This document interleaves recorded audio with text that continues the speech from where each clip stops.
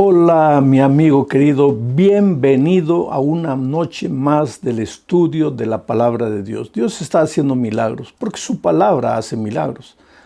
Ya dije, la palabra es como una espada de dos filos, penetra hasta la médula, hasta el hueso, hasta al fondo del corazón. No hay nadie que se resista a la palabra de Dios. Y la propia palabra de Dios dice, ¿quién se resistió contra Dios y le fue bien? Piensa en esto. ¿Quién se endurece contra Dios? ¿Quién le dice no a Dios una y otra vez y finalmente le va a ir bien? No hay cómo, porque si saliste de las manos de Dios, pues un día tienes que devolverte a Dios. Vamos a orar. Padre querido, has hecho maravillas estos días, has tocado corazones, has transformado vidas, has perturbado mucha gente que no quiere rendirse a ti, no quiere entregarse a ti. En varios países, en varios lugares del mundo, tu palabra está llegando con fuerza, con el poder que viene del Espíritu Santo. Que esta noche no hable un ser humano, que hable el Señor Jesucristo, que llegue a los corazones. Vamos a estudiar tu palabra, ilumina nuestro entendimiento para comprender lo que quieres decirnos. En el nombre de Jesucristo. Amén. Muy bien, queridos, el texto para hoy está aquí en San Juan capítulo 17, versículos 1 al 3. Estas cosas habló Jesús y levantando los ojos al cielo dijo. Me impresiona esto. Estas cosas habló Jesús y levantando los ojos al cielo dijo. ¿Por qué Jesús levantaba los ojos al cielo?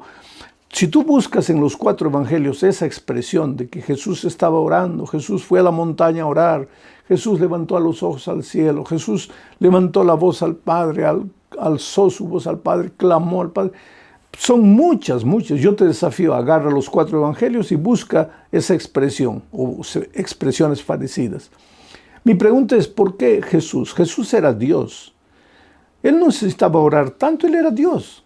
Pero es que cuando vino a esta tierra, Él hizo un pacto con su Padre, de que en esta tierra no usaría sus poderes divinos sin el consentimiento de su Padre.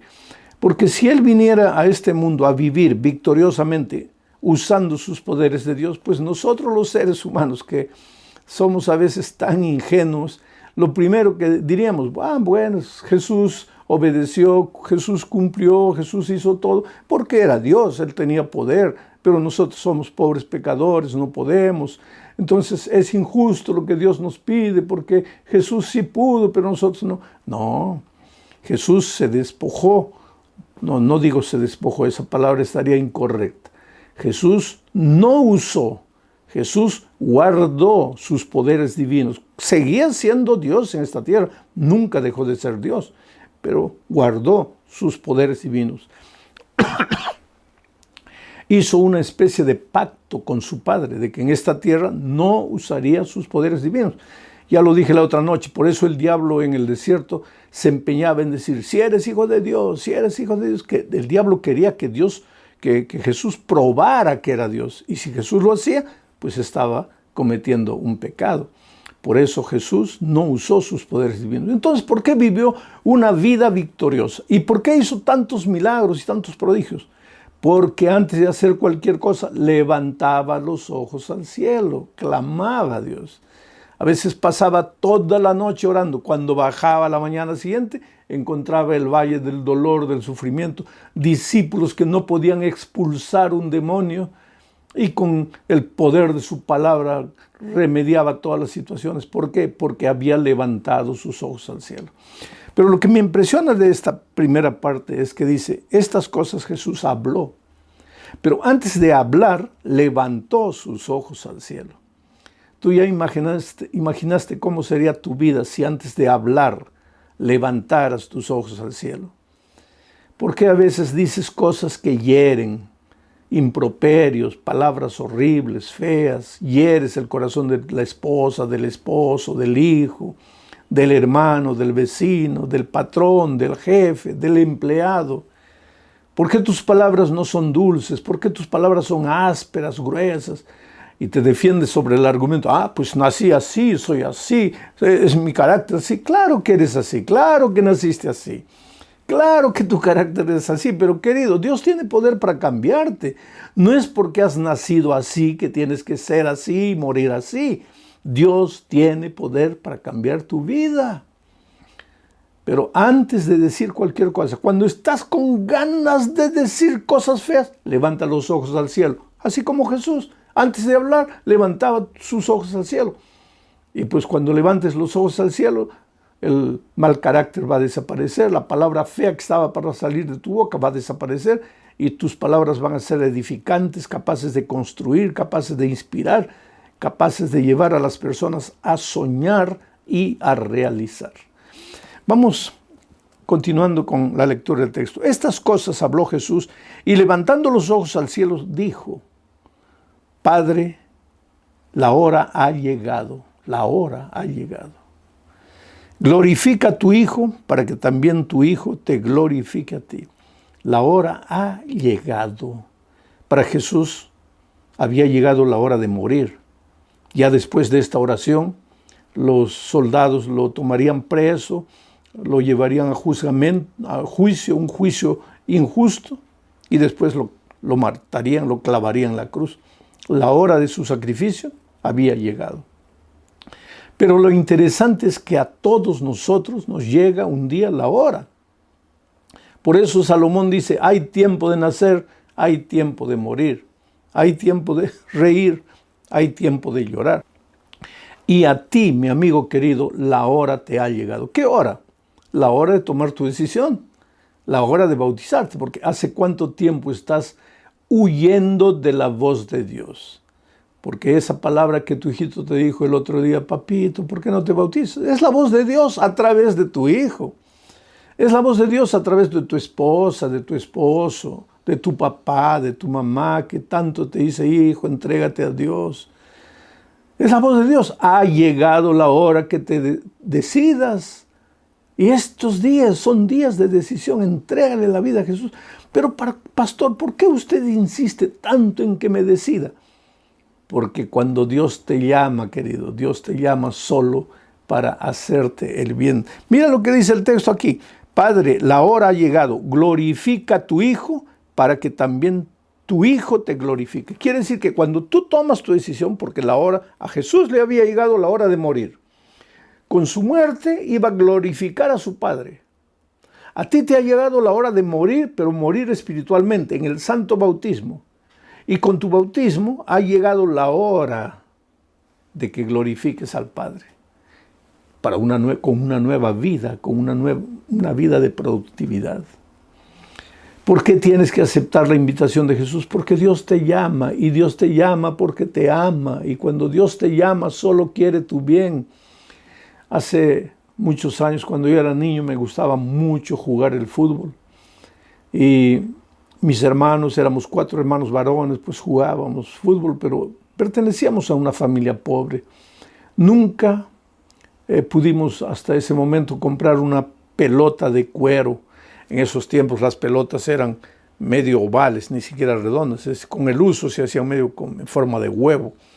Eran unos bladders de jeve que se colocaban dentro del cuero, se inflaba con la boca o con un inflador y después se amarraba y se metía dentro de la propia pelota. Cuando venía la pelota para cabecear y tú cabeceabas, eso te hacía doler, te dejaba una marca en la frente, pero era lo que teníamos. ¿Y quién podía tener una pelota de cuero? Nosotros no teníamos. Jugábamos con pelotas de trapo. Yo era el encargado de fabricar las pelotas.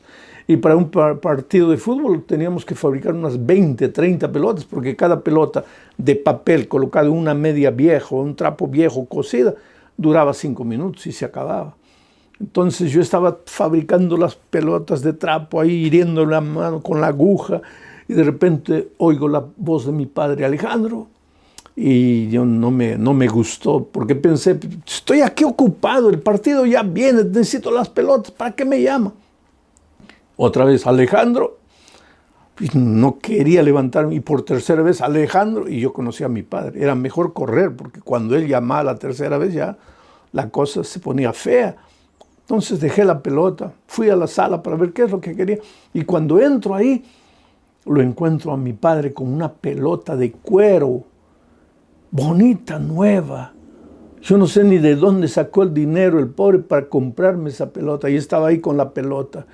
Y pues mis ojos se iluminaron y yo corrí y le dije, gracias papá. Y él agarró la pelota y me dijo, hijo, yo no debería darte esta pelota. Te la compré, pero no debería dártela. Porque cuando te llamé por la primera vez, tú no viniste. Y yo me puse triste. Y él me dijo, no, ven aquí, yo te la voy a dar. Y me entregó la pelota. Y después me dijo algo que nunca me olvidé. Hijo, recuérdate una cosa, cuando el papá te llama, nunca te llama para hacerte mal. Solo te llama para hacerte bien. Entonces, cuando el papá te llama, ve corriendo. Y eso es lo que te digo en este momento, mi querido amigo. Cuando el Padre Celestial te llama y hace rato que te está llamando, recuerda, Él no te llama para hacerte mal, Él solo te llama para hacerte bien. Entonces ve corriendo. ¿Por qué dudas? Por eso para ti llegó la hora de decidirte. A Jesús le había llegado la hora de morir. A ti también te ha llegado la hora de morir, pero espiritualmente. La muerte de Cristo, el santo bautismo. Pero bueno, entro en la esencia de mi mensaje hoy. Estas cosas habló Jesús y levantando los ojos al cielo dijo, Padre, la hora ha llegado, glorifica a tu Hijo para que también tu Hijo te glorifique a ti. Como le has dado potestad sobre toda carne, poder.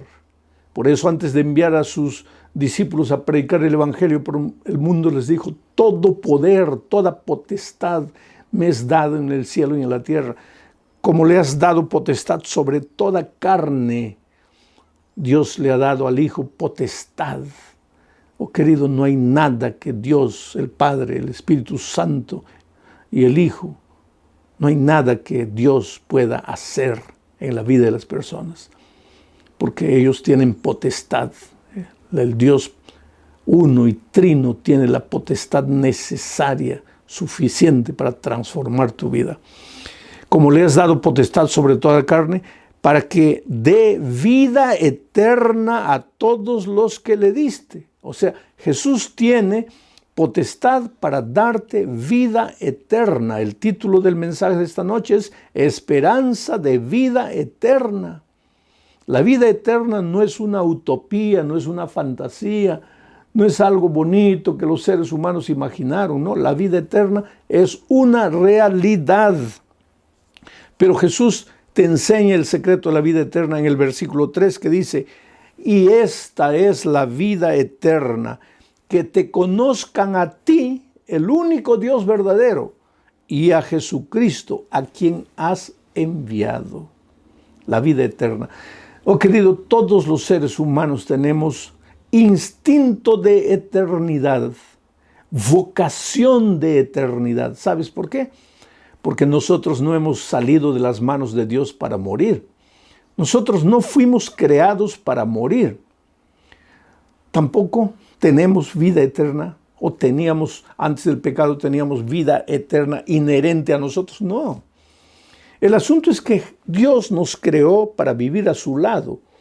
Y Él es la fuente de la vida eterna. Él es la propia vida eterna. Y mientras el ser humano se hubiera mantenido al lado de Jesús, pues hubiéramos tenido vida eterna. Así como nuestro carácter hubiera permanecido el mismo carácter de Jesucristo. Armonía, paz, felicidad. Adán y Eva nunca pelearon antes de que el pecado entrara. Dios quería que nosotros viviéramos con Él una vida maravillosa de compañerismo, pero el pecado nos separó de Dios y al separarnos de Dios, pues nuestra vida se va deteriorando, porque vida eterna solo Jesucristo. Y si tú quieres tener vida eterna, tienes que aceptar a Jesucristo y entregarle la vida a Jesucristo, o sea, devolverte a Dios. Y cuando tú te vuelves a Dios, pues te devuelves a la fuente de la vida eterna. Él es la vid, tú y yo somos los ramos. Nosotros no podemos hacer nada por nuestra propia fuerza. Adán y Eva tenían vida eterna, fueron creados con vocación de vida eterna. Por eso hoy, porque Adán vivió 900 y pocos años. Nosotros hoy día con 100 años ya estamos arrastrando los pies. Porque a medida que el tiempo fue pasando, nos fuimos separando de Dios, nuestra vida se fue deteriorando, pero en el fondo, aunque tengamos 80, 90, 100 años, estemos arrastrando los pies, no queremos morir, no queremos morir.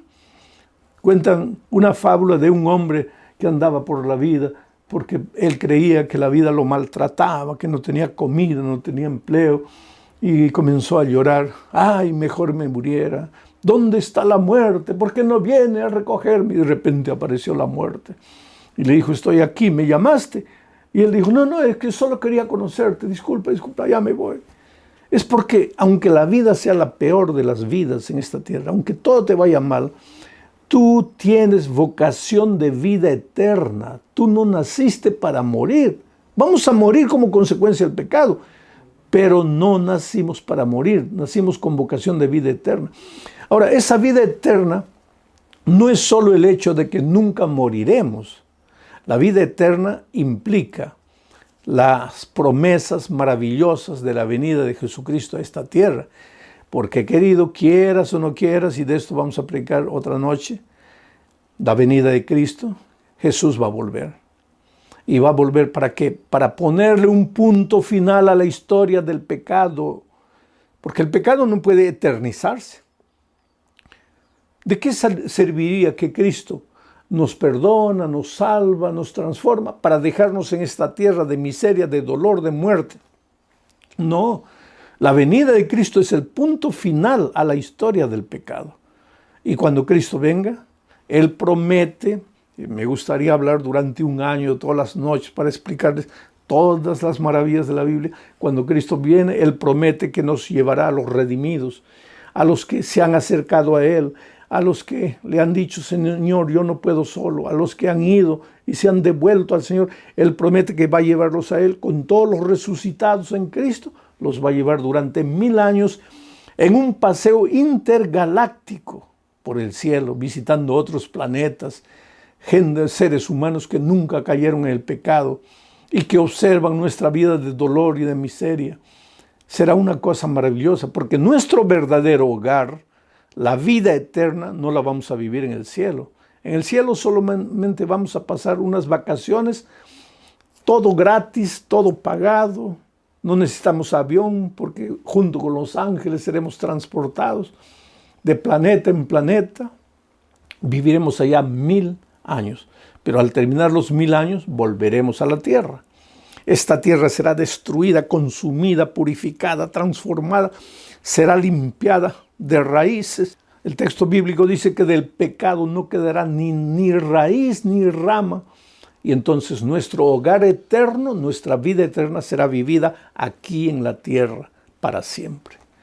Ahora, ustedes vieron un video corto que se viralizó ahí porque alguien cortó de mi predicación ese pedacito y lo soltó por ahí, de un diálogo que yo tuve, porque este es un cuadro que quiero imaginar contigo. Ahora, vamos a imaginar que tú no crees en Dios, tú no crees en Dios, tú no crees que hay cielo, tú no crees que hay vida eterna, tú no crees que hay tierra nueva, que Cristo va a venir, que nos va a llevar a 1000 años de paseo. Tú no crees en nada de eso y tienes todo el derecho de creer, pero yo sí creo. Tú no crees, yo sí creo. Entonces vamos a hacer un trato, no digo una apuesta porque la palabra es fea, pero un trato, vamos a hacer un trato. Vamos a decir que tú tienes 50% de posibilidades de estar en lo correcto, pues dame a mí también 50% de posibilidades de que yo estoy en lo cierto. Vivimos y el tiempo se acaba, porque todo se acaba en la vida. Y cuando todo se acaba y llegamos al fin, descubrimos que tú tenías razón, yo estaba equivocado. Yo que predicaba la Biblia, que enseñaba que hay Jesús, que hay vida eterna, que hay ferias de 1000 años en el cielo, que volveremos a la tierra. Todo lo que yo hablé, mentira. Yo estaba equivocado, tú tenías razón. Porque no hay nada, no hay cielo, no hay vida eterna, no hay tierra nueva, no hay nada. Ahora vamos a raciocinar. Si tú tenías razón, ¿qué perdí yo? Porque yo creí todo, pero ahora descubrimos que no hay nada. ¿Qué perdí yo? Nada, porque no hay nada. Porque si hubiera algo, hubiera perdido algo, pero no hay nada. Tú tenías razón. Pero ahora vamos a intercambiar la situación. Vamos a decir que cuando llegamos al fin de todo, descubrimos que yo tenía razón y tú estabas equivocado. Sí hay cielo, sí hay vida eterna, sí hay Jesús, sí hay felicidad eterna, sí hay tierra nueva. ¿Qué gané yo? Todo, porque todo existe. ¿Y qué perdiste tú? Todo, todo. Si tú tienes razón y no hay nada, yo no pierdo nada. Pero si yo tengo razón, tú pierdes todo. Entonces, aunque sea por lógica, es mejor creer que sí hay vida eterna. Pero querido, a veces nosotros somos tan filósofos, nos gusta racionalizar las cosas. ¿Estoy vivo o no estoy vivo? Los filósofos antiguos, pienso, luego existo. Ser o no ser es la cuestión. Toda la vida es sueño. Y los sueños, sueños son. Qué palabras bonitas de decir.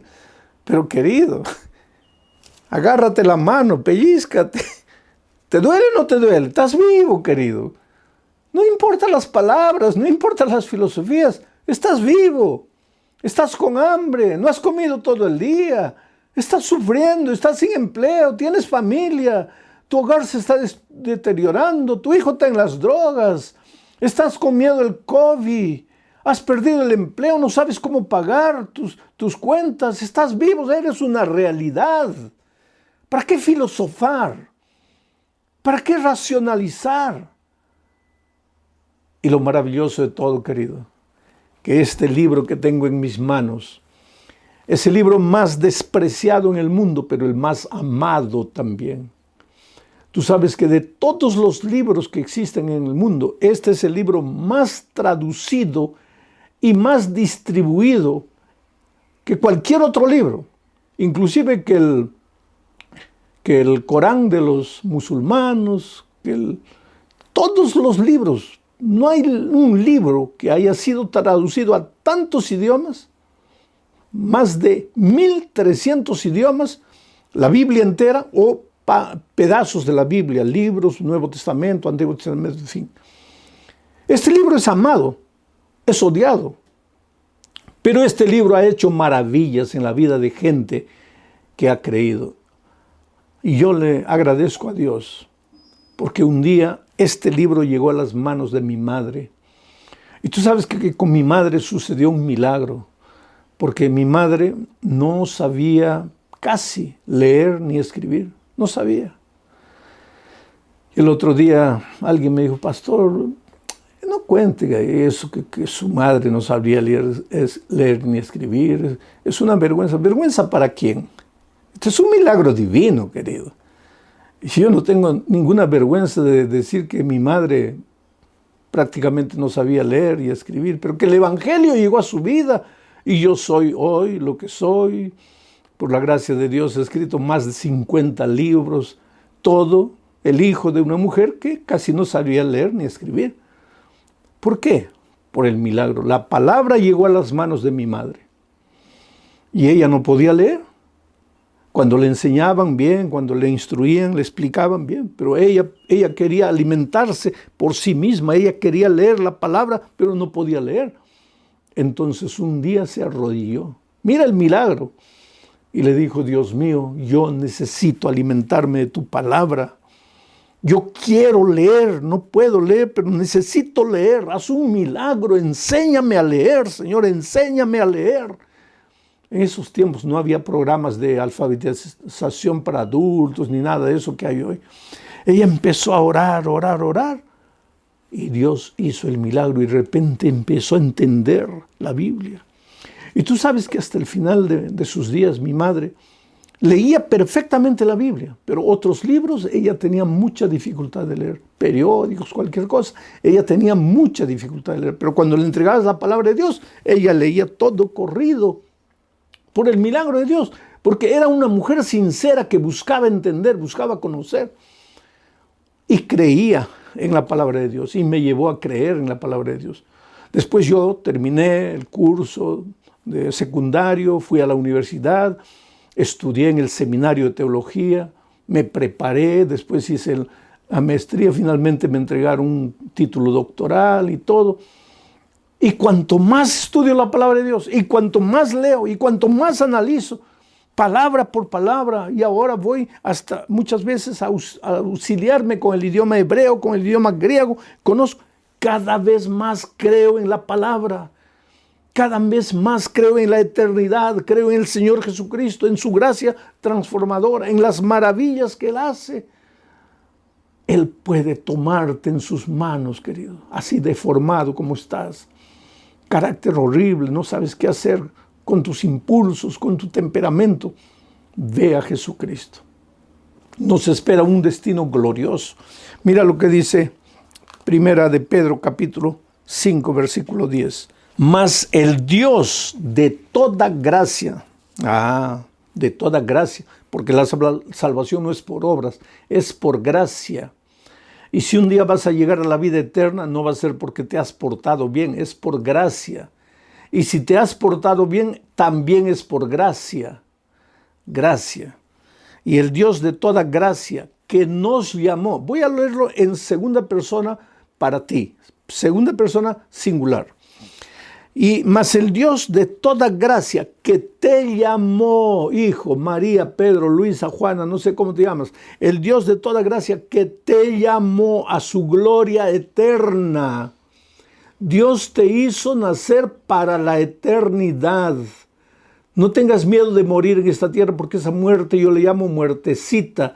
Inclusive cuando tú ves al Salmo 23 y encuentras la frase de David que dice: aunque ande en valle de sombra de muerte. No dice de sombra y de muerte. Dice, aunque ande en el valle de sombra de muerte. Sombra de muerte es una cosa, muerte es otra cosa. La sombra de muerte no te puede asustar. Un gigante te puede asustar, pero la sombra del gigante, ¿qué te va a hacer? Nada. La muerte, aunque sea esta muerte pasajera, te puede asustar de alguna manera, pero la sombra de muerte que te va a asustar. Pero yo a esta muerte pasajera le llamo sombra de muerte. ¿Por qué tienes que tener miedo? Tú y yo vamos a morir, pero si morimos en Cristo con esperanza, vamos a resucitar cuando Cristo venga. Y entonces hemos nacido para la eternidad. La eternidad no es utopía, es una promesa divina. Pero el Dios de toda gracia que te llamó a su gloria eterna en Jesucristo, la única manera de aceptar el llamado a la gloria eterna, a la vida eterna, a las promesas eternas maravillosas, la única manera es Jesucristo. Por eso Jesús dijo, y esta es la vida eterna, que te conozcan a ti, el único verdadero Dios verdadero, y a Jesucristo, a quien tú has enviado. Y ahora Pedro dice, porque Dios, el Dios de la gracia, te llamó para su gloria eterna en Jesucristo. Por eso necesitas aceptar a Jesús. Por eso necesitas rendirte a Jesús.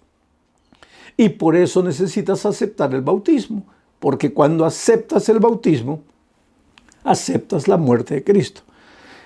Mas el Dios de toda gracia, que te llamó a su gloria eterna en Jesucristo, después de que hayáis padecido un poco de tiempo, mira, como Dios no te hace una promesa mentirosa, te promete la vida eterna, el cielo, y el cielo, el otro día alguien me preguntó, ¿cómo es el cielo? Pues la Biblia responde, cierra los ojos en este momento. Imagina el lugar más bonito, más paradisíaco donde te gustaría vivir. Un lugar, una mansión linda, llena de flores, de grama verde, de árboles frondosos, de animales bellos, un lago azul, pececitos coloridos. Imagina lo más bonito. Eso que acabas de imaginar no es nada comparado con lo que Dios te está preparando. Porque la Biblia dice que lo que Dios nos ha preparado es cosa que ojo nunca vio, oreja nunca oyó y jamás ha subido al pensamiento del ser humano. Eso es lo que te está preparando Jesús. Pero antes de prometerte eso, Él dice que vas a sufrir un poco de tiempo. Poco de tiempo vas a sufrir. ¿Por qué? ¿Por qué sigues en esta tierra? Y ya te dije, cuando quieras tomar tu decisión, querido, va a haber gente que te va a decir, eres un loco, eres un tonto, ¿qué te estás dejando engañar? Muchas veces yo he visto esposos que han expulsado de la casa a las esposas por aceptar a Jesucristo. He visto padres que le han dicho al hijo, olvídate que este es tu hogar, ya vete de aquí, has traicionado la fe de tus padres. He visto gente que ha sido expulsada del empleo por guardar el sábado, por obedecer a Jesucristo. Entonces, mi amigo querido, Dios te dice, te voy a dar la gloria eterna, la vida eterna, pero vas a sufrir un poco en esta tierra. Pero mira, después de que hayáis padecido un poco de tiempo, pero Él mismo, Jesucristo mismo, te perfeccionará, te afirmará, te fortalecerá y te establecerá. Por lo tanto, no tengas miedo. Entrégate a Jesucristo. Que el diablo venga con todas sus huestes, que trate de destruir tu vida, jamás vas a poder. Yo ya les conté el otro día que el enemigo muchas veces cuando estoy predicando aparece ahí, se manifiesta. Yo estaba un día conversando con una joven que quería casarse con un hombre que no creía en Dios, no creía en nada. Y él le dijo, mira, yo quiero hablar con ese pastor. Y le trajeron al muchacho y me quedé solo con él, solo. Y él me dijo, pastor, ustedes no predican el amor, sí. La Biblia no es un libro de amor, sí. Y ustedes no dicen que Dios es amor, sí. Y entonces, ¿por qué usted está contra el amor? Le dije, ¿pero por qué? ¿Por qué dice que estoy contra el amor? Sí, porque mi novia dice que ustedes le prohíben, ustedes los pastores le prohíben que se case con un ateo. Mira, querido, en primer lugar, abro paréntesis para decir que nosotros no prohibimos nada. La palabra de Dios te enseña el camino. Tú escoge el camino que quieras. ¿Quieres casarte con un ateo? Hazlo. Pero estás yendo contra el consejo de la palabra de Dios. Y la palabra de Dios cuando te aconseja es por tu bien, no por tu mal. La palabra de Dios nunca aconseja para el mal de nadie. No hay un ser humano que me diga, yo seguí los consejos divinos y me fue todo mal. No, pero conozco muchos que dicen, yo desobedecí y me fue mal. Bueno, pero yo estaba con este muchacho ahí hablando. Y de repente sus ojos se comenzaron a abrir así como que salía sangre. Comenzó a botar espuma por la boca. Y me di cuenta que él ya no era él. El diablo lo acababa de poseer. Y entonces con una voz ronca él me miró así ladinamente y me dice, te voy a matar. Escúchame. Te voy a matar. Déjame tranquilo. Te voy a matar. Y querido, yo siempre digo, jamás hables con el diablo. Con el diablo no se habla. Ah, pero Jesucristo le dijo, sal de aquí. Bueno, Jesucristo era Jesucristo. Yo no soy Jesucristo. Pero yo tengo a Jesucristo. Entonces yo, en lugar de hablar con el diablo, yo hablo con Jesús. Y en ese momento, en mi corazón le dije, Señor, ayúdame, por favor, ayúdame. Y tú sabes que ese muchacho se agachó, sacudió la cabeza, levantó los ojos y me dijo, pastor, discúlpeme, ¿de qué estábamos hablando? Él ni siquiera se dio cuenta que en un momento de nuestro diálogo fue poseído por el diablo. Porque el diablo es real, querido. El diablo es real. El diablo va a hacer todo lo posible para destruirte. Te va a atacar, va a venir de una manera, de otra manera. Pero ¿cuál es la promesa? Has sido llamado para la vida eterna. Dios tiene la vida eterna para ti. Y dice, Él te va a cuidar, Él te va a proteger, Él te va a afirmar, Él te va a establecer. Por lo tanto, no tengas miedo del diablo. Él no te va a hacer nada. Entrégate a Jesús, ríndete a Jesús. Como el pollito, ve corriendo debajo las alas de la gallina protectora, tu Dios santo. De ahí el diablo no puede tocarte. Yo tengo en mis manos la historia de Edgar Rodríguez. Edgar Rodríguez nació en un hogar pobre. Esta sociedad que vivimos es una sociedad injusta. Ahora, queridos, la pobreza no es argumento para la delincuencia. Yo sé que hay mayores oportunidades de caer en la marginalidad, en la delincuencia, en la vida promiscua, en los vicios, pero no es argumento, porque conozco muchos hogares pobres. En este momento tú mismo, tú puedes testificar que tu hogar, querido, no es un hogar de abundancia, que tú luchas, que tú cuentas los centavos, pero no por eso tus hijos están en la marginalidad ni en los vicios, porque tú conociste la palabra de Dios y estás enseñando a tus hijos principios de vida eterna. Un día cuando ellos crezcan tomarán la decisión que tomen, pero tú tendrás la conciencia tranquila de que les enseñaste. Y hay una promesa bíblica que dice, instruye al niño en el camino en que debe andar y aun cuando fuere viejo no se apartará. Pero Edgar, que nació en un hogar cristiano, a pesar de todos los principios que la madre colocó en su corazón, cuando creció, estudió mecánica, fue un buen mecánico, tenía talento para los carros, estableció su propio negocio, prosperó, le fue bien, ganó bastante dinero, pero junto con el dinero se alejó de Dios, se separó de la iglesia, olvidó sus valores, sus principios, cayó en un vicio, en otro vicio, en promiscuidad, en miseria. Siempre fue un buen hijo, siempre fue un buen hermano, un buen esposo, pero lejos de Dios, completamente lejos de Dios. No estaba casado en ese tiempo, todavía estaba soltero. Un día por esas tonterías porque yo dije el otro día, no te acercas del árbol, porque lejos del árbol estás seguro. Aquí es territorio del diablo. Te acercas ahí, pues el diablo te va a agarrar. ¿Quieres la protección de Dios? No te acerques donde el diablo te va a agarrar. Pero él estaba bebiendo ahí con su hermano y de repente aparecieron unos delincuentes, les vaciaron todo el tambor del revólver en el cuerpo. Los dos quedaron entre la vida y la muerte. La madre cristiana corrió al hospital y el médico le dijo, señora, no la voy a engañar. Su hijo tiene 2% de posibilidad de vida. ¿Y sabes lo que esa señora cristiana, mujer de Dios? Gloria a Dios por las madres cristianas que oran por los hijos rebeldes. ¿Sabes lo que esa madre le dijo al médico? Doctor, usted haga el 2% que usted puede y por favor hágalo bien hecho. Pero el 98% lo va a hacer Dios. Y tú sabes que Dios levantó a este hombre de la muerte y levantó a su hermano también de la muerte. Pero asimismo su corazón estaba endurecido. Pasó el peligro, no se acordó de Dios, no le devolvió la vida a Dios. Un día frente a su oficina se malogró un carro y él salió a ayudar. Era una joven. Ese carro no podía seguir andando, tenía que quedarse ahí. Él ofreció llevarla a la casa y en el camino descubrió que esta muchacha seguía a Jesús, amaba a Jesús, iba a la iglesia, estudiaba la palabra de Dios. Y fue ella que comenzó a evangelizarlo. Y finalmente Edgar Rodríguez se bautizó. Y hoy él es un anciano de iglesia, un líder, un predicador del evangelio. Este es el Dios poderoso, oh querido.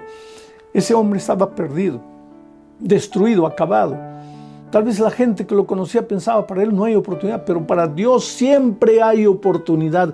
Y en este momento el Espíritu de Dios está llamando a tu corazón, te está tocando, te está sacudiendo. Por favor, ábrele el corazón y toma tu decisión ahora, en este momento, mientras estoy orando por ti.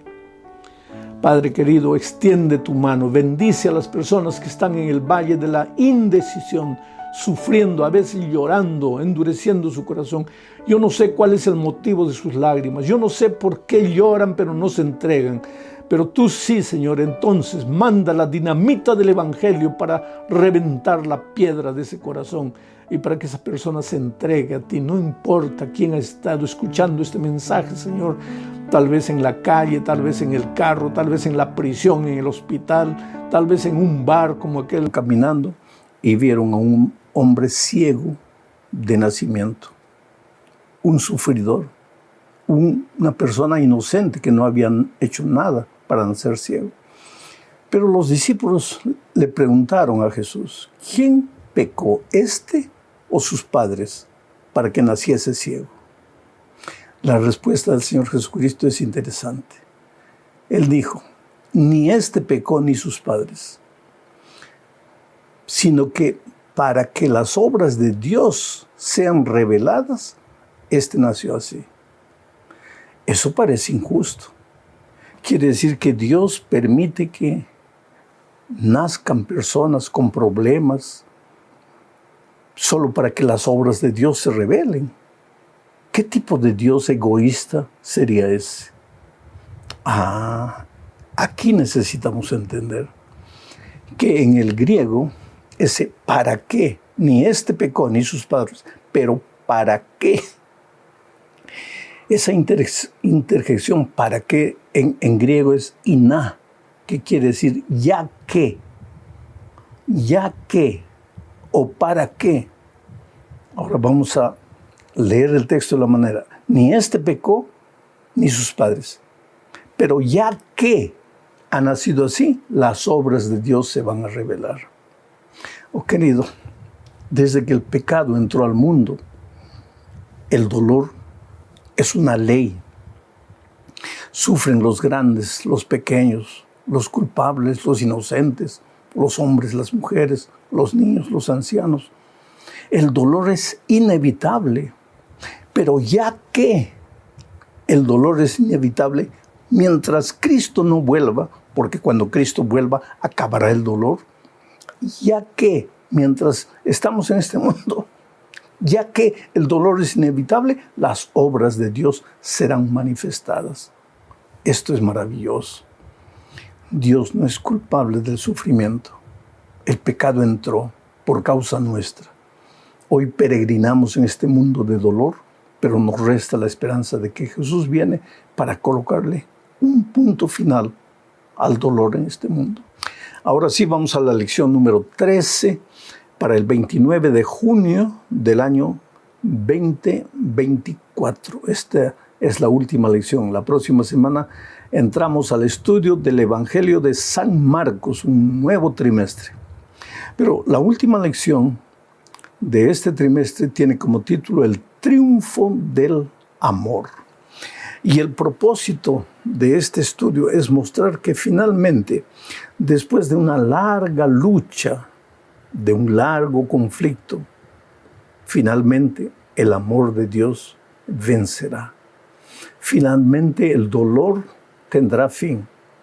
Finalmente entraremos al reino de los cielos con el Señor Jesucristo. Hablemos del primer subtítulo, Esperanza en tiempos difíciles. Mira, aquí vamos a hablar del fin del tiempo de gracia y de la angustia de Jacob. Te digo una cosa, Dios es amor. Si dependiese de Dios, todos los seres humanos se salvarían. Pero no depende solo de Dios. Dios ha hecho todo lo que era necesario hacer para salvar al ser humano. Pero como Dios creó al hombre libre, no lo puede forzar, no le puede obligar a aceptar la salvación. Y por más que el plan de redención se haya cumplido, todo se haya realizado para nuestra salvación, si nosotros no queremos, pues la salvación no tiene ningún valor para nosotros. Esta idea va contra el universalismo, porque hay gente que cree que Dios es amor, Dios es misericordia y por tanto todos se salvarán. No. Dios es misericordia, Dios es amor, pero solo se salvarán los que acepten la salvación en Cristo.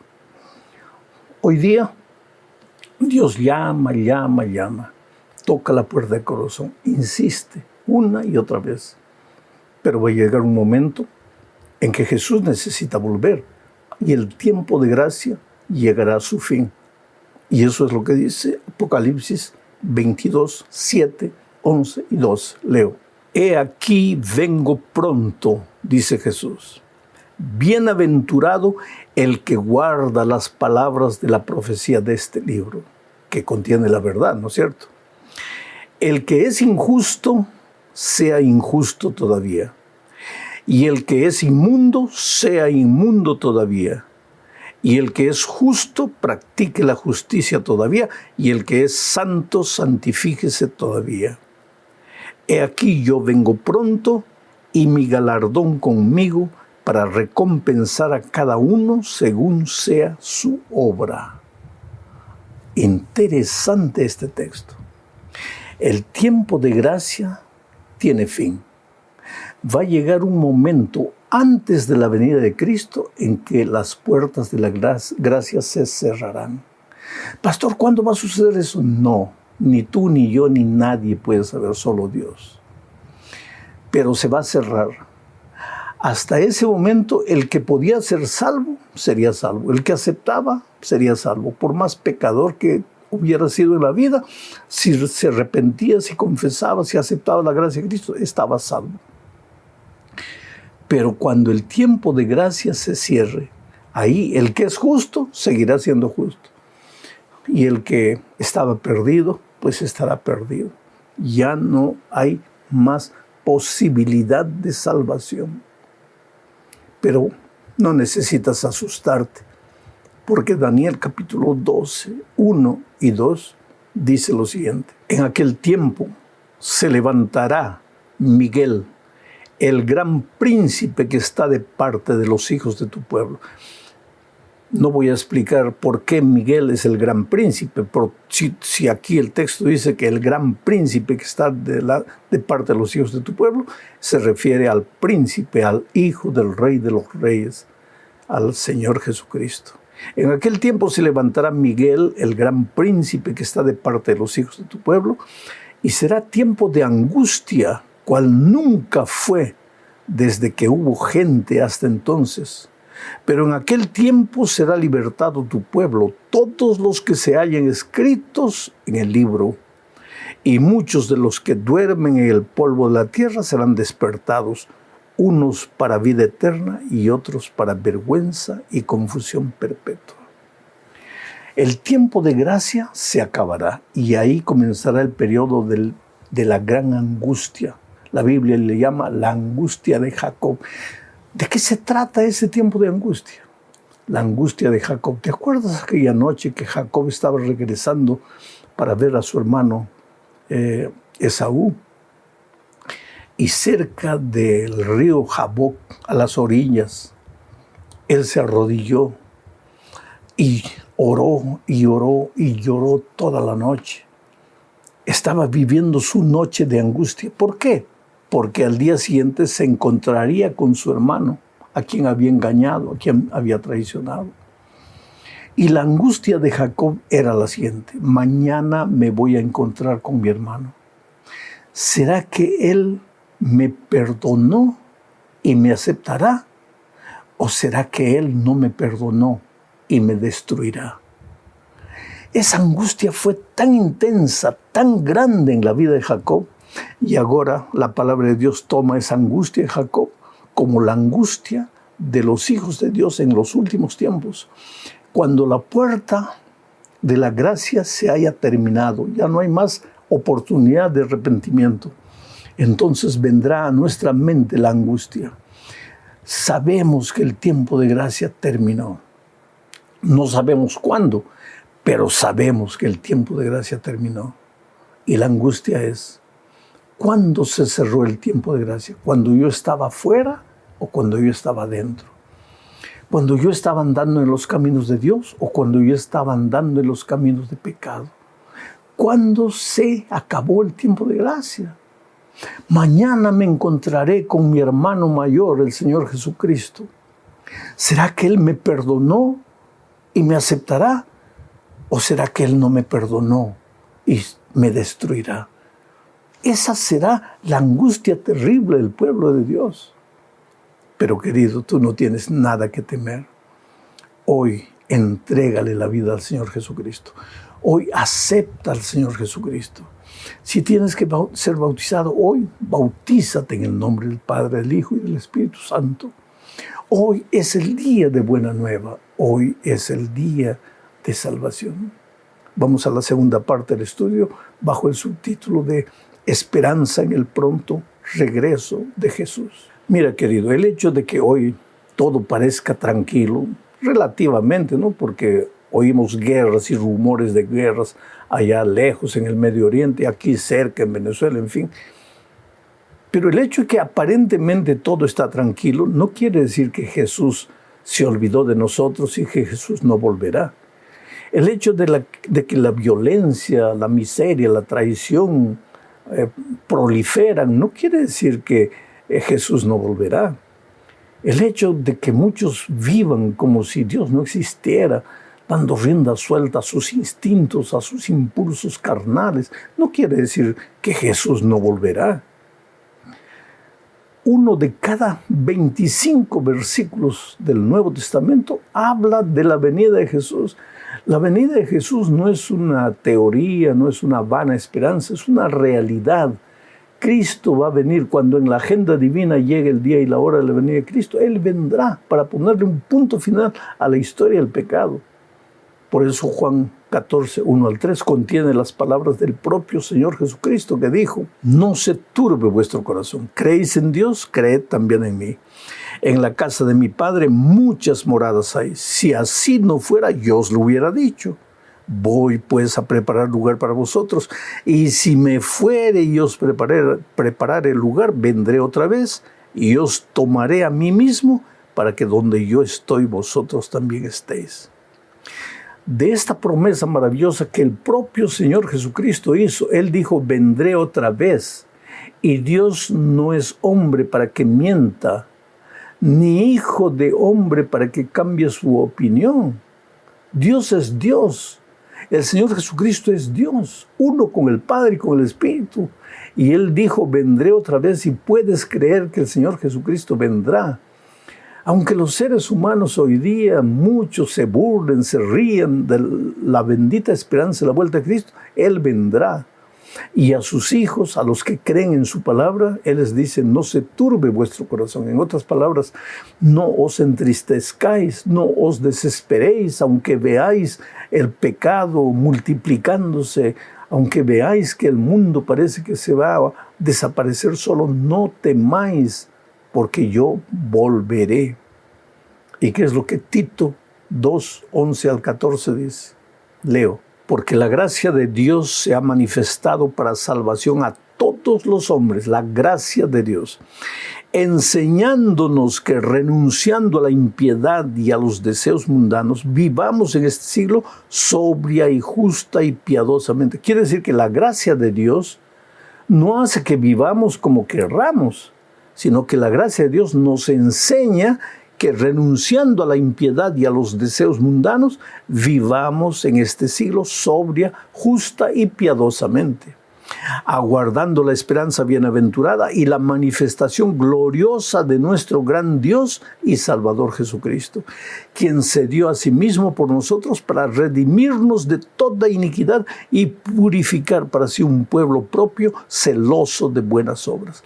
¿Qué dice Pablo en la carta a Tito? Dice que la gracia del Señor Jesucristo se manifestó, colocó en nuestro corazón la esperanza de su venida, de su segunda venida.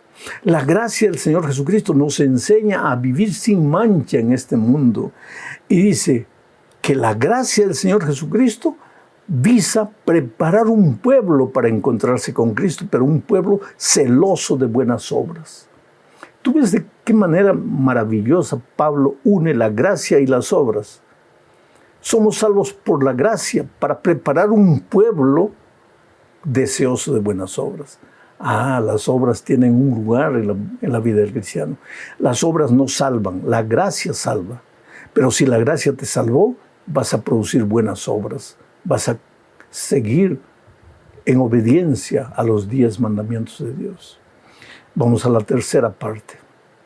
Aquí se habla del milenio en la tierra. ¿Qué sucederá cuando Jesús regrese? Veamos lo que dice Apocalipsis 20, 1 al 3. Vi a un ángel que descendía del cielo con la llave del abismo y una gran cadena en la mano, y prendió al dragón, la serpiente antigua, que es el diablo y Satanás, y lo ató por 1000 años y lo arrojó al abismo y lo encerró y puso su sello sobre él para que no engañase más a las naciones hasta que fuesen cumplidos 1000 años. Después de esto debe ser desatado por un poco de tiempo. Cuando Cristo venga, los muertos en Cristo resucitarán. Luego los vivos se unirán a los resucitados e iremos con el Señor Jesucristo por 1000 años. Los que no creyeron en Jesús serán muertos con el resplandor de su venida.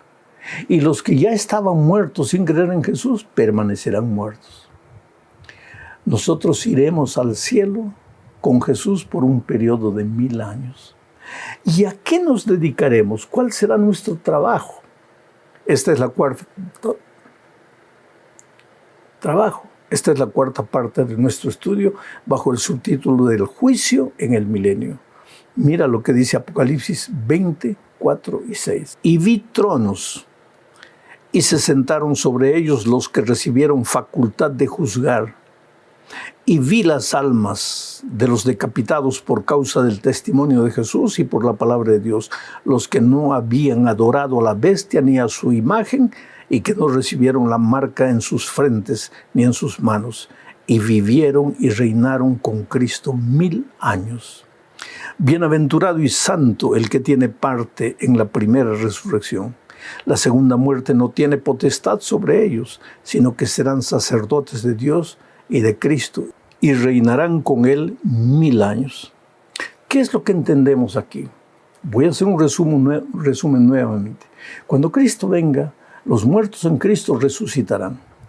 Los vivos que fueron fieles al Señor Jesucristo y a su palabra, se unirán con los resucitados e irán durante 1000 años al cielo. Los muertos que no creyeron en Cristo permanecerán muertos. Y los vivos que no creyeron en Cristo morirán con el resplendor de su venida. El diablo prácticamente estará preso por las circunstancias. No tendrá a quién engañar, no tendrá a quién seducir. Estará preso no con cadenas, sino preso por las circunstancias. La tierra desolada, vacía. ¿Y qué harán los redimidos en el cielo? El texto bíblico que acabo de leer dice que se abrirán los libros y ellos revisarán. ¿Por qué? Porque algunas personas que tú piensas que se salvarán no estarán allá. Y algunas que tú pensabas que se perderían estarán allá. Y entonces, para aclarar cualquier duda, tú tendrás la oportunidad de revisar los libros. A eso se llama el juicio del milenio. No es un juicio que determina nada, es un juicio que comprueba por qué las cosas fueron como fueron. 1000 años. Al terminar los 1000 años, pues Dios decide traer la santa ciudad a la tierra, porque nuestro verdadero hogar será en esta tierra. En el cielo estaremos solamente 1000 años. Volveremos. Pero ahí, en esta tierra, los muertos de todas las edades resucitarán. A eso se llama la segunda muerte. Y el diablo quedará contento, porque al ver a todo el mundo resucitado va a decir, nuevamente, ahora sí. Y cuando Jesús está volviendo con la santa ciudad y los redimidos, el diablo va a hacer guerra. Y ahí sí va a llover fuego y azufre y el punto final del pecado. Ya no se levantará nunca más. Estamos entre dos eternidades. Mira lo que dice la quinta parte. Cuando Jesús regrese, solo habrá dos grupos. Leo lo que dice segunda a los Corintios 5:10. Porque es necesario que todos nosotros comparezcamos ante el tribunal de Cristo, para que cada uno reciba lo que haya hecho mientras estaba en el cuerpo, sea bueno o sea malo. Solo dos grupos. Aquellos que confiaron en Cristo, aceptaron la gracia de Cristo, y aunque en algún momento de su vida, cuando no conocían a Jesús, vivieron en la miseria, el pecado, pero se arrepintieron y aceptaron a Jesús, estarán en el grupo los redimidos para recibir el galardón que Jesús viene a traerles. El otro grupo es aquellos que no obedecieron a Jesús y que muchas veces, pensando obedecer a Jesús, solo obedecieron tradiciones humanas. Aquellos que, como lo fue nuestro Señor Jesucristo. Nosotros necesitamos reflejar el carácter de Jesucristo. El mayor mensaje que una persona puede predicar no es con la palabra, es con la vida. Eso es lo que vamos a estudiar esta semana. Cómo adquirir la paciencia, cómo aprender a ser pacientes. Vamos a la lección número 13, la última lección del trimestre. La próxima semana ya empezamos una nueva serie de estudios. Esta lección es para el 30 de marzo del año 2024. Y el título de la lección, Espera en el Señor. El primer subtítulo de la lección es el llamado a esperar. Y aquí veremos que el pueblo de Dios es un pueblo paciente. Necesita ser un pueblo paciente, porque la paciencia es una de las grandes virtudes de los aspectos que se puede observar en la vida de nuestro Señor Jesucristo. Leamos el Salmo 27, versículo 14. Dice así: aguarda a Jehová, o sea, espera. Sé paciente, aguarda a Jehová. ¿Y cómo? Esfuérzate y aliéntese tu corazón. Sí, espera a Jehová. Hay algunos pensamientos que necesitamos desarrollar en este versículo. Primero, espera en el Señor. Sé paciente, aguarda al Señor. ¿De qué manera? Esforzándote. ¿Cómo? No hay trabajo sin esfuerzo. El esfuerzo te lleva a trabajar. Quiere decir, la mejor manera de esperar es trabajando. De brazos cruzados, no. Sentado, no. Durmiendo, no. ¿Recuerdas que las vírgenes prudentes en la parábola que el Señor Jesucristo contó se pusieron a dormir en lugar de prepararse? Esperaban durmiendo. Cristo vino, ellas no estaban listas. 5 sí, 5 no. La mejor manera de esperar, de aguardar la venida del Señor Jesucristo es trabajando por Él, predicando el Evangelio. El siguiente texto que necesitamos leer es el Salmo 37, versículo 24 o 34. Dice así: espera en Jehová y guarda su camino. Espera, pero haciendo algo. En esta ocasión, guardando su camino. Espera en Jehová y guarda su camino. Y Él te exaltará para heredar la tierra. Cuando sean destruidos los pecadores, lo verás. Esperar. Sabes que el ser humano por naturaleza es impaciente, inmediatista. Quiere que todo salga ahora, la solución, la respuesta ahora. Por ejemplo, estamos enfermos y le pedimos: oh Dios mío, haz un milagro. Lo que quisiéramos es mañana ya estar en el campo de trabajo, pero no. Yo siempre digo que el mejor instrumento que Dios tiene para ayudarte a sobreponerte sobre la situación que estás viviendo se llama tiempo. Solo que el tiempo demora en pasar, porque está formado de segundos, minutos, horas, días, semanas, meses, a veces años. Solo que nosotros quisiéramos la respuesta inmediata, ahora ya, porque somos inmediatistas. Mira, tu novio te dejó hace un mes y tú piensas que ese dolor va a ser eterno. No lo va a ser. Hoy día duele, mañana va a doler menos, la próxima semana menos, el siguiente mes menos, y un día solo va a quedar una cicatriz. Y cuando tú ves una cicatriz no te pones a llorar, hasta ríes del momento en que tú pensabas que no ibas a sanar y sanaste. Y la vida es así.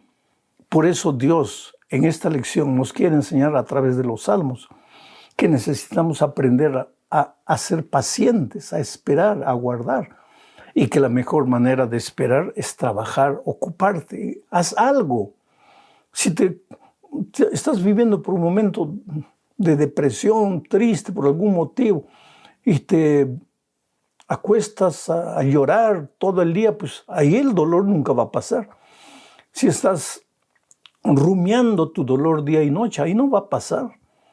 Entonces, ocupa tus pensamientos en cosas positivas. Repite salmos, lee salmos, canta salmos.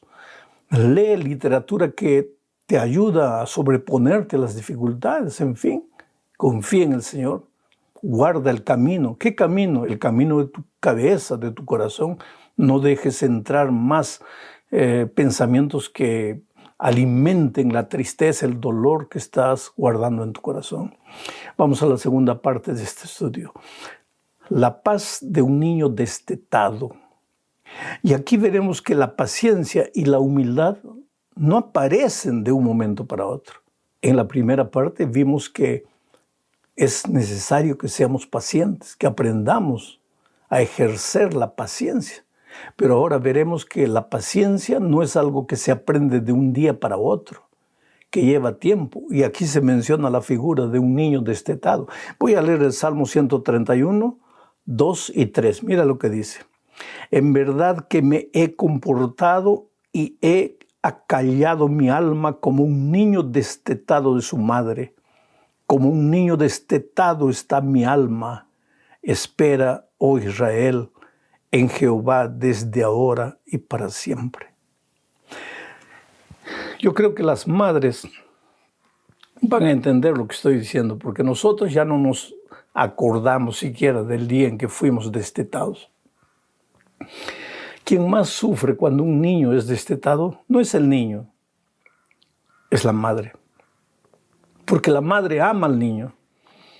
Y sin embargo la madre sabe que llegó el momento de dejar de alimentarse del pecho materno y que ahora llegó el momento de crecer. Porque no puede permanentemente depender del pecho de la mamá. Pero la mamá sufre porque la mamá es consciente. La mamá ve a su hijito llorando, mirándola, pero sabe que tiene que hacer eso para que el niño crezca y camine por sí solo. Con Dios sucede lo mismo. ¿Tú crees que cuando tú lloras y reclamas como un niño destetado y lloras y gimes porque estás sufriendo un momento de dolor, de dificultad que tú no entiendes, ¿tú crees que Dios está feliz? No. Él te mira con amor, pero sabe que tienes que llorar para aprender a ejercer la paciencia. ¿Y por qué? Porque esta es una manera de crecer. No vas a permanecer toda la vida en tu vida cristiana como un niño llorón. Tienes que aprender a caminar, a volar con tus propias alas. Y este es un proceso que demanda tiempo y es un proceso doloroso. Y tal vez tú estás viviendo en estos momentos esas circunstancias. Dios te ama, querido. Tú no lo ves tal vez con tus ojos físicos, pero Dios está ahí, hasta derramando una lágrima por ti, porque dice, hijito, yo quisiera ayudarte, pero es necesario que crezcas. Y la mejor ayuda que te estoy dando no es darte leche. La mejor ayuda que te estoy dando es ayudarte a que seas paciente, a que aprendas a esperar. Es la única manera en que tú vas a crecer.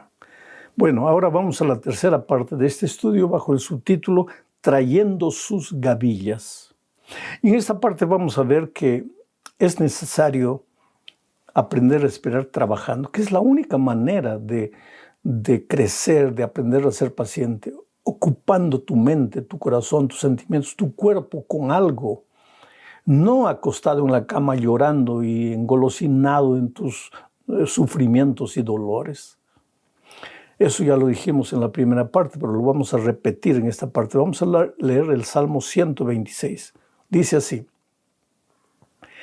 Cuando Jehová hiciere volver la cautividad de Sión, este es el Salmo 126, y el Salmo 126 también es un salmo gradual. Ya dijimos que desde el 120 hasta el 134 son salmos graduales, salmos que el pueblo de Israel cantaba mientras se dirigía a Jerusalén a la fiesta espiritual y durante la fiesta, cuando se levantaba de madrugada e iba llamando a los que trabajaban en el santuario para adorar a Dios con ellos. Pero como este salmo dice, cuando Jehová hiciere volver la cautividad de Sión, algunos creen que fue escrito cuando el pueblo de Israel estaba cautivo en tierra extranjera, cuando los babilonios se los habían llevado.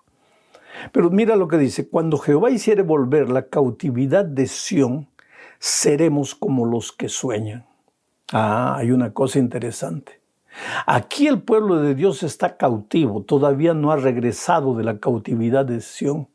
Y sin embargo el pueblo de Dios sueña. ¿Eres capaz de soñar cuando tu empresa o tu pequeña empresa fracasó? Perdiste todo, estás lleno de deudas. ¿Eres capaz de soñar? Bueno, aprende el pueblo de Israel que estaba cautivo por causa de los errores que había cometido. Estaba cautivo en tierra extranjera y sin embargo no paraba de soñar. Leo de nuevo. Cuando Jehová hiciere volver la cautividad de Sión, seremos como los que sueñan. No pares de soñar. No dejes de soñar. Versículo 2. Entonces nuestra boca se llenará de risa y nuestra lengua de alabanza. Entonces dirán entre las naciones, grandes cosas ha hecho Jehová con estos. Grandes cosas ha hecho Jehová con nosotros. Estaremos alegres. Haz volver nuestra cautividad, oh Jehová, como los arroyos del Negev. Los que sembraron con lágrimas, con regocijo segarán. Irá andando y llorando el que lleva la preciosa semilla, mas volverá a venir con regocijo, trayendo sus gavillas. Hay varios pensamientos en este salmo. Si tú, en medio del dolor, en medio de la derrota, en medio del fracaso, en medio de los problemas, en medio de las circunstancias difíciles, si eres capaz de cantar, de alabar al nombre de Dios, de soñar, de mirar al cielo y reconocer que tu Dios, aunque estás viviendo un momento difícil, tu Dios sigue siendo grande y todopoderoso, ¿qué va a pasar? La mano de Dios se va a manifestar. Él se va a levantar para hacerte justicia. Él te va a levantar. Y el pueblo todo que antes se reía de ti, va a ver las grandes obras del Señor en tu propia vida. Me gusta el último versículo que leí. Irá andando y llorando el que lleva la preciosa semilla. Esta figura me recuerda a la tierra de Israel, donde había poca agua, mucho territorio desértico. Y sin embargo, en ese desierto, el israelita iba andando y llorando, pero sembrando. Andando y llorando, pero trabajando, colocando la semilla en la tierra, en esa tierra seca. ¿Por qué?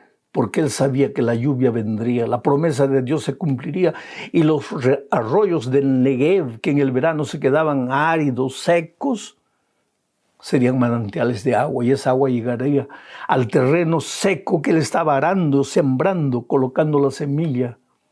Por eso, después de un tiempo, él volvería trayendo las gavillas con alegría, con júbilo. Oh, querido, en ese momento estás derrotado, has perdido todo, no tienes nada.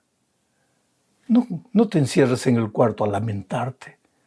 No maldigas a tus enemigos. No le eches la culpa a todo el mundo, a tu familia, ni a ti mismo. Reconoce que tal vez has fallado, pero sigue soñando. Eres hijo de Dios. Para los hijos de Dios no todo está perdido. Aunque las personas se rían de ti, aunque te digan que tú no vales, tú sigues soñando, pero no solo soñando, sino trabajando. Toma la semilla, toma el arado, escarba la tierra seca, coloca la semilla. La gente se va a reír de ti.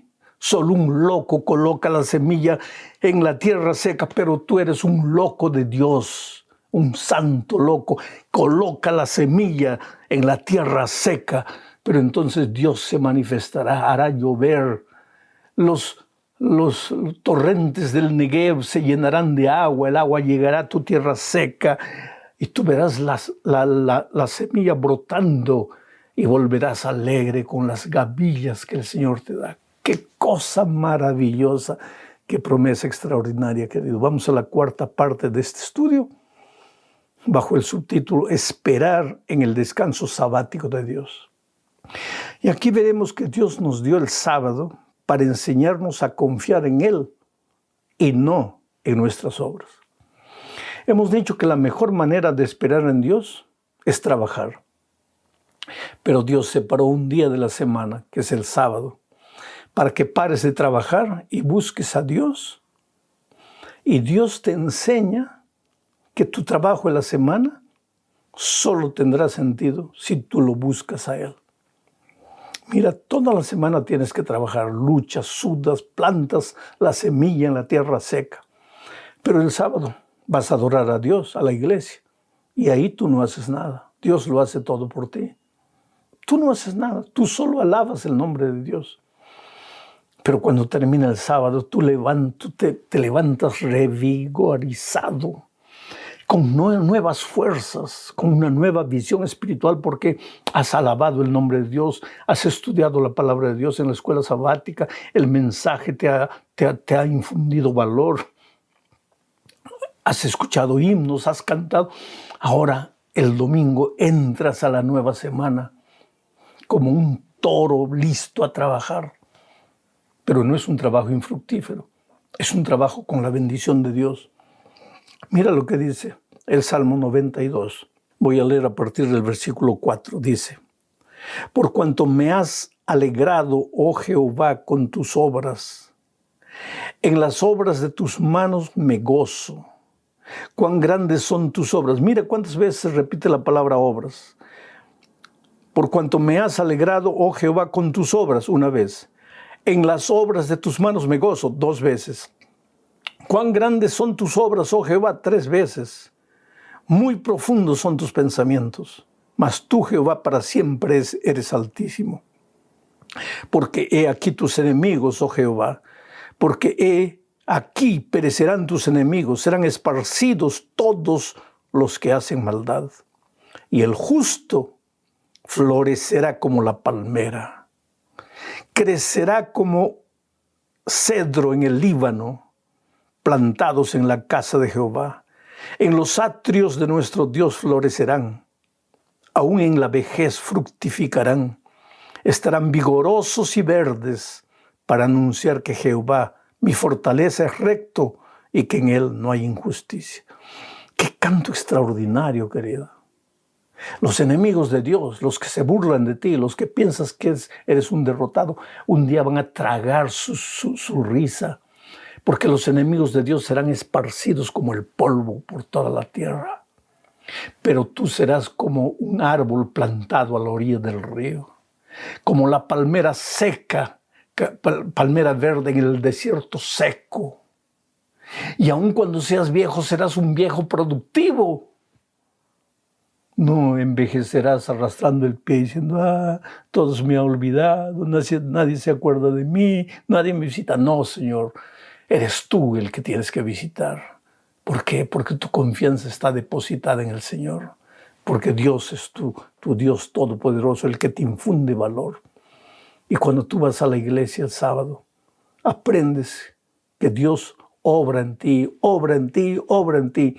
Él trabaja en ti, trabaja en ti, trabaja en ti, para que seas un victorioso, aunque enfrentes las circunstancias más difíciles. Llego al fin de este comentario, hablando de la última parte. El subtítulo dice: la alegría llega por la mañana. Que la persona paciente finalmente ve amanecer el nuevo día. Hoy día todo puede estar oscuro, pero mañana es mañana. Mira lo que dice el Salmo 5:3. Oh Jehová, de mañana oirás mi voz, de mañana me presentaré delante de ti y esperaré. La noche puede haber estado oscura, pero la noche solo dura 12 horas, después nace el sol. Y cuando nazca el sol de nuevo en tu vida, lo primero que debes hacer es hablar a Dios, alabar a Dios, adorar a Dios, cantar a Dios. Oh Jehová, de mañana oirás mi voz, de mañana me presentaré delante de ti y esperaré. Ahora vamos al Salmo 30, versículo 5. Dice: porque un momento será su ira. Aquí el salmista está hablando de las pruebas de la vida, las circunstancias difíciles. Porque el pueblo de Dios sufría porque se apartaba de Dios, y cuando venían las dificultades le llamaba ira de Dios. Dios me está castigando. No, Dios no le estaba castigando. El pueblo estaba sufriendo las consecuencias de haberse apartado de Dios. Pero aquí dice el Salmo: porque un momento será tu ira, solo un momento. Pero su favor, el favor de Dios, durará toda la vida. Por la noche durará el lloro, y a la mañana siguiente vendrá la alegría. Oh queridos, si en este momento el sol brilla esplendoroso en tu vida, gloria a Dios. Sigue alabando el nombre de Dios. No te olvides del nombre de Dios. Preséntate cada mañana para alabar a Dios. Y si este momento estás viviendo la noche más oscura de tu vida,